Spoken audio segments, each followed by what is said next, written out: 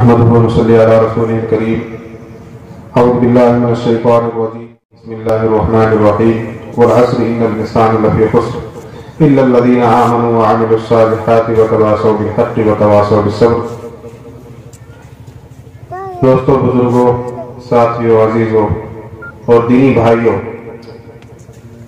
آج ہم لوگ نورانی محفل، میلاد کی محفل اور ایصال ثواب کی محفل میں بیٹھے ہوئے ہیں۔ ہمارے بھائی سرفراز شیخ صاحب کا انتقال ہوا تھا اور ہم انہی کے لیے ایصال ثواب کی غرض سے ہم نے اس محفل کا انعقاد کیا ہے۔ اور ایصال ثواب کا مطلب ہوتا ہے ثواب پہنچانا، اور ثواب پہنچانے کے لیے نیک کام کیے جاتے ہیں۔ وہ نیک کام قرآن پاک کی تلاوت کے ذریعے سے ہو، تسبیحات کے پڑھنے کے ذریعے سے ہو، کلمہ درود پڑھ کر ہو، یا نیک باتوں کی، علماء کرام کی اور اچھی باتیں سننے کی، نماز روزے کی باتیں اور قرآن و حدیث کی باتیں سننے کی محفل سجا کر ہو۔ تو یہ جو کچھ بھی ثواب یہاں پر ہم کما رہے ہیں یا اخذ کر رہے ہیں، وہ ہماری نیت یہ ہونی چاہیے کہ ہم اپنے بھائی کے لیے اور تمام مرحومین کے لیے، جو بھی ہمارے رشتہ داروں میں سے، اقربا میں، اعزاء میں، آباء و اجداد میں جو بھی گزر چکے ہیں، ان تمام کو ان نیکیوں کا ثواب پہنچے۔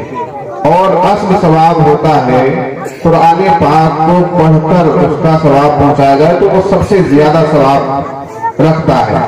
اس لیے جو قرآن پاک کو پڑھنا جانتے ہو، ان تمام حضرات سے درخواست ہے کہ اپنے اپنے طور پر اپنے مرحومین کے لیے موقع بموقع وہ ثواب پہنچاتے رہا کریں۔ گھر میں جمعے کے دن یا کسی دن بھی نماز کے بعد قل هو اللہ شریف، سورہ اخلاص، چھوٹی چھوٹی صورتیں، چھوٹی چھوٹی آیتیں وہ پڑھ کر صرف دل میں یہ نیت کر لیں، تب بھی ثواب پہنچ جائے گا کہ میں نے جو کچھ پڑھا ہے یہ میں نے اس لیے پڑھا ہے کہ اس کا ثواب میرے فلاں رشتہ دار کو یا دادا کو، پردادا کو، دادی کو، نانا کو، نانی کو وہ عطا ہو جائے۔ صرف یہ نیت کر لینے سے ثواب پہنچ جاتا ہے۔ اس کے لیے باضابطہ پروگرام رکھنے کی بھی ضرورت نہیں پڑتی، کسی عالم یا مولوی یا قاری کو بلانے کی بھی ضرورت محسوس نہیں ہوتی۔ ہر آدمی اپنے طور پر اپنے رشتہ داروں کو ثواب پہنچا سکتا ہے۔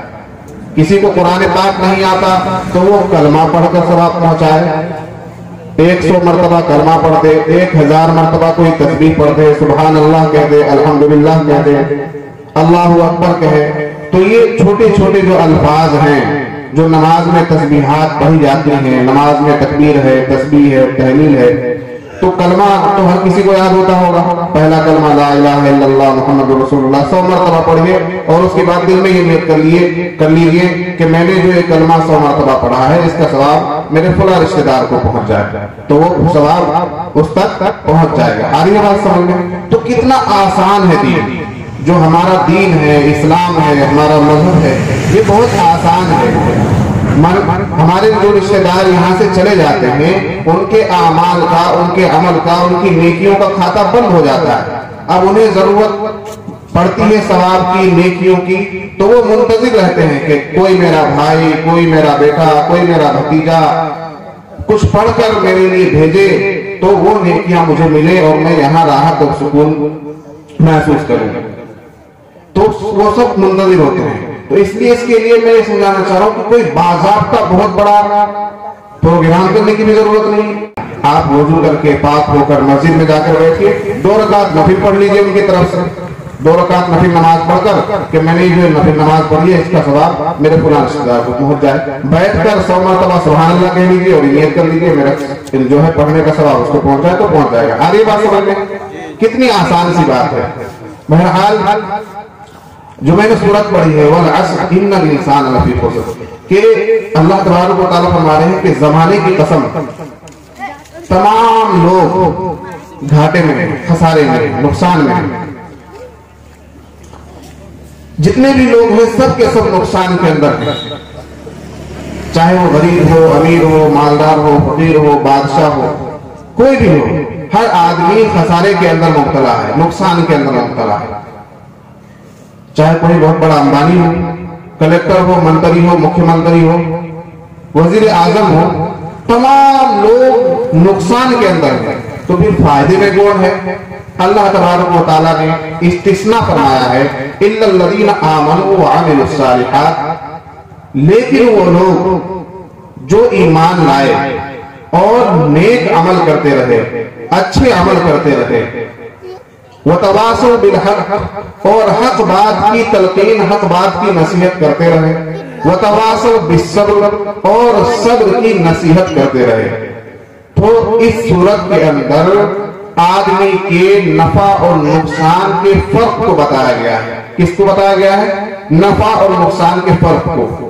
کیونکہ آج ہم لوگ سمجھتے ہیں کہ بہت پیسہ کما لیا تو یہ نفع کی چیز ہو گئی، بہت بڑا کاروبار کر لیا تو یہ نفع کی چیز ہو گئی، بہت بڑا مکان بنا لیا تو اس میں فائدہ ہے، ہم نے 4 پہیوں کی 4 ویلر گاڑی لے لی تو یہ ہمارے لیے نفع کی چیز ہے۔ دنیاوی طور پر ہم بہت بڑے بن گئے، الیکشن میں کھڑے ہو گئے، مکھیا کہلا لیے، منتری کہلا لیے، دنیاوی سطح پر کوئی کسی چیز کو بھی کامیابی سمجھتا ہو اور نفع اور فائدے کی چیز سمجھتا ہو، لیکن اللہ کی نظر میں وہ نقصان کے اندر ہے، اللہ کی نظر میں نقصان کے اندر ہے۔ فائدے میں کون ہے؟ اِلَّا الَّذِينَ آمَنُوا، جو لوگ ایمان لائے۔ آپ سب ایمان والے ہیں، ہم سب ایمان والے ہیں الحمدللہ، ہاتھ اٹھا کر کہہ دیجئے الحمدللہ۔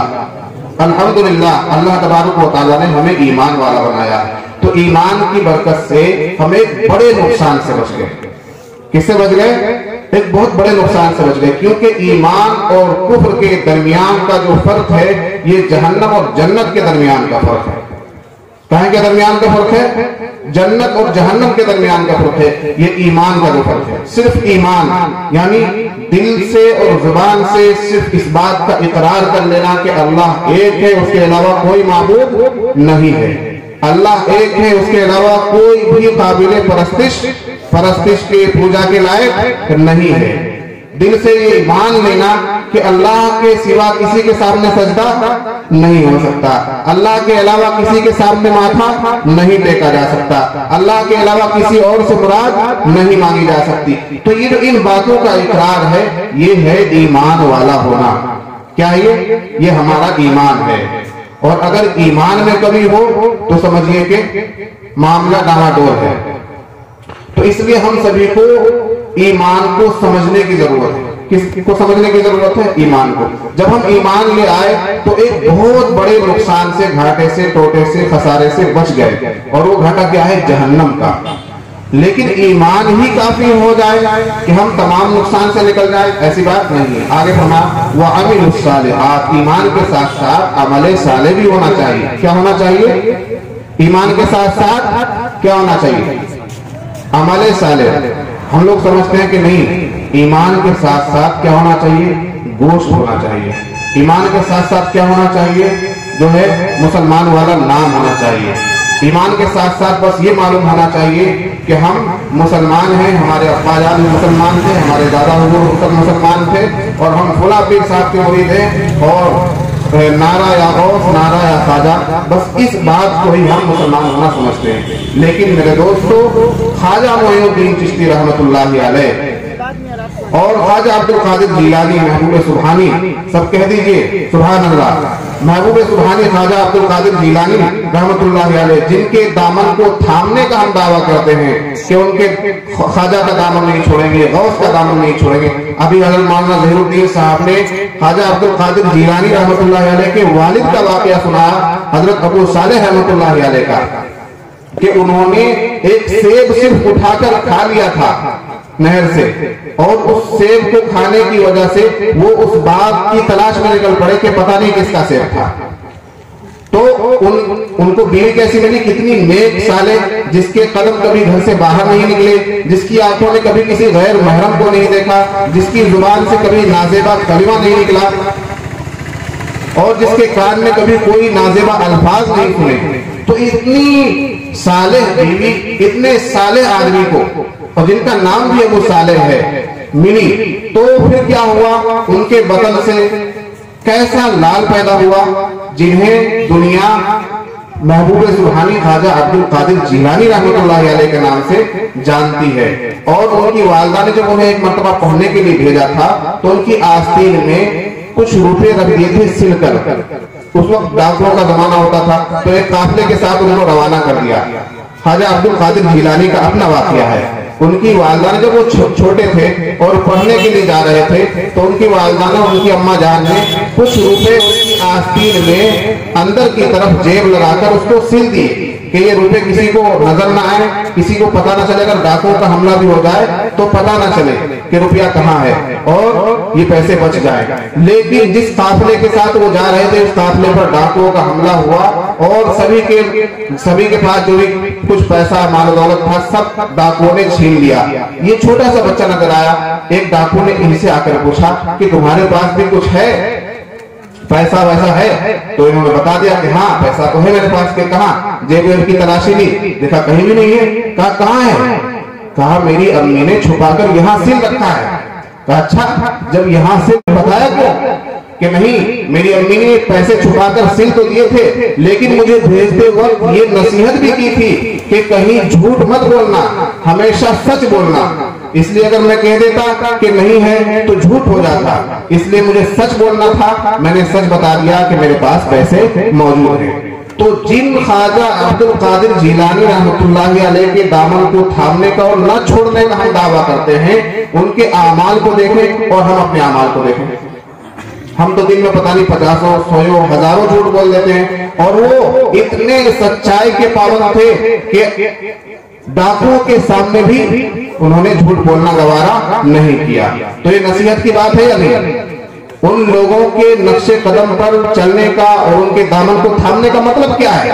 کہ جیسے اعمال وہ کر کے گئے ہیں، جیسی نیکیاں وہ کر کے گئے ہیں، جو راستہ وہ بتا کر گئے ہیں، ان راستوں پر ہم چلیں، ان راستوں پر ہم گامزن ہوں اور ان کے نقش عمل پر چلیں، تاکہ ان کی زندگی سے ہماری زندگی روشنی پائے، ان کی حیات سے ہماری حیات میں تابناکی آئے۔